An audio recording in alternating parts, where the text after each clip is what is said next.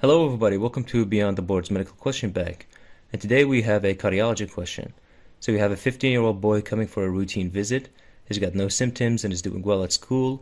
There are no personal family history of any serious illness, and his vital signs are normal. The only abnormality that is disclosed by the examination is a wide fixed splitting of the second heart sound on cardiac auscultation.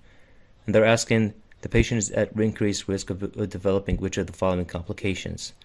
So first, we need to know what the most likely diagnosis is in this patient, and based on the auscultatory findings, the most likely diagnosis is an atrial septal defect. So let me explain why an ASD would cause this finding. So your two heart sounds are caused by a closure of valves.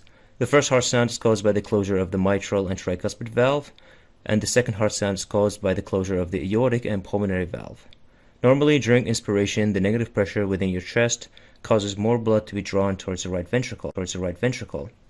It's easy to understand because the negative pressure within the chest causes the lungs to suck more air in, so it draws stuff towards it, and the heart does the same thing essentially.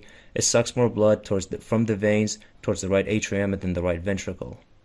When that happens, the increased amount of blood within the right ventricle prolongs the systolic time, i.e. the time that is needing for your ventricle to pump all that extra amount of blood.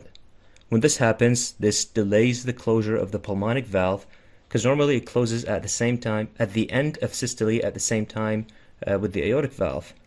But if the systolic time is prolonged, there will be a delay in its closure. That means the pulmonic and aortic valves will not close at the same time, and therefore the second heart sound will be split during inspiration, but during expiration it becomes single again. This is normal. In an atrial septal defect or ASD, because of the left to right shunt created by the ASD, receiving more blood irrespective of the respiratory cycle, so not just during inspiration, but rather during both inspiration and expiration.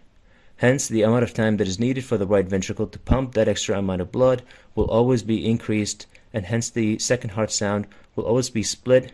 This is called wide fixed splitting of the second heart sound.